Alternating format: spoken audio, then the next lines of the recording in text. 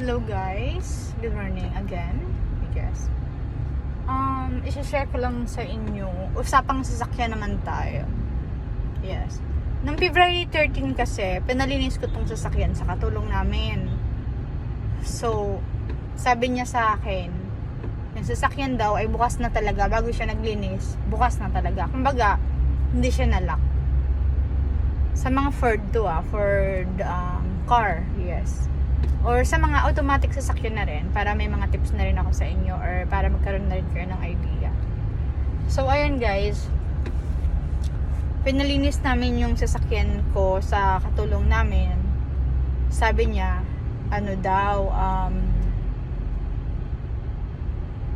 sabi niya ay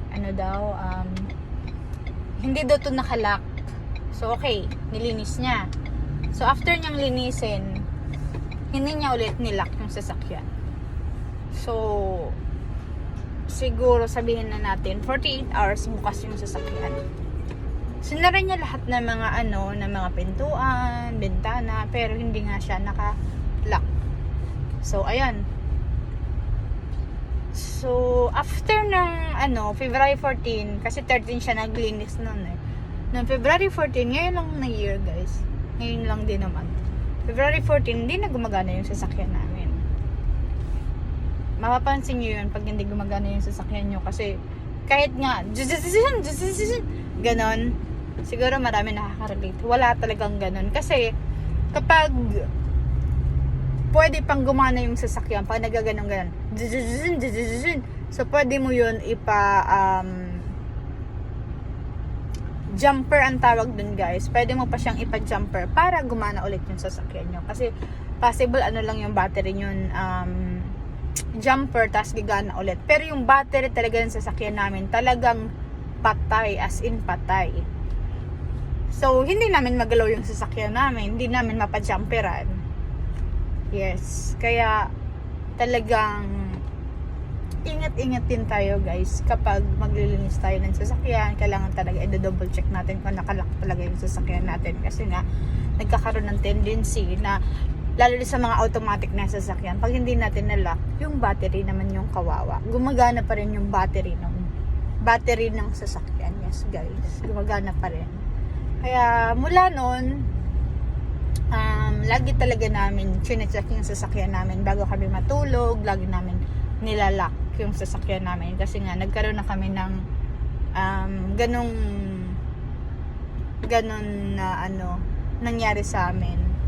So February 14 nag-commute ako, tapos punta kami sa bilihan talaga ng battery. Yung ginagamit namin battery sa sasakyan namin, Motolite Gold. Yes, mahal talaga siya guys, kasi gold nga siya. Tapos depende din kasi may mga battery din naman na mura, tapos battery din na mahal, pero depende sa years yon.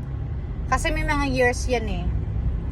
May mga years expand na tinatawag kung kailan ma-expired ulit. Yes, may mga battery ng sasakyan na na-expired guys. Katulad nung etong battery na binili ko, Motolite Gold siya.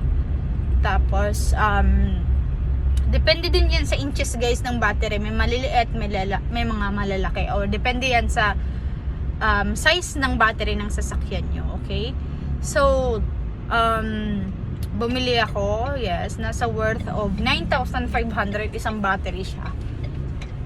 Mahal na siya para sa amin, yes, pero at least magagamit mo naman siya ng ilang years. So eto yung years na battery, depende daw sa gamit ng sasakyan. Minsan nga umaabot pa siya ng 5 years, 7 years, depende sa paggamit niya. Minsan umaabot siya ng 3 years, 2 years, depende kung gamit na gamit nyo talaga yung sasakyan nyo. So ayan, yun lang yung masashare ko sa inyo guys, na sana pag nagagamit kayo ng sasakyan, papakarwash kayo sa kasama nyo sa bahay o kahit sa labas, bago kayo matulog, lagi talaga yung ilalak. Kasi yung mga tendency talaga makakalimutan natin. So maging aware lang tayo, kasi lalo na kung kailangan talaga natin yung sasakyan. Nagtatrabaho tayo, opisina, o kahit ano pang trabaho yan, syempre alis tayo ng bahay maaga. kailangan natin gumamit ng sasakyan. Kaya kailangan safe lang. Para iwas stress, init ulo, ayun. Ipaalala mo na rin sa mga kasama nyo sa bahay kung makakalimutin kayo na ilock yung sasakyan bago matulog or i-double check. Ayun lang guys. Thank you so much sa mga nanonood ng aking many vlogs. Pero guys, sobrang proud ako dito sa sasakyan na Ford talaga kasi very strong. Yes. Lagi ko siyang dinadrive malayuan. Syempre nasa Camarines Sur ako. Nagde-drive ako ng 13 to 14 hours papuntang Maynila. Yes. Maynila Airport. Syempre sobrang heavy talaga ang traffic dyan. Tapos saan pa ba? Albay, Legazpi City, yes. Nade-drive ko to. Kaya sobrang proud ako dito sa sasakyan namin na very strong. Kaya, ayan. Salamat sa Ford. Thank you so much sa mga ka-Ford dyan. Ayan. Thank you sa mga driver dyan. Ingat kayo lagi sa pagde-drive. Be safe. Ayan. Ingat. Thank you so much. God bless.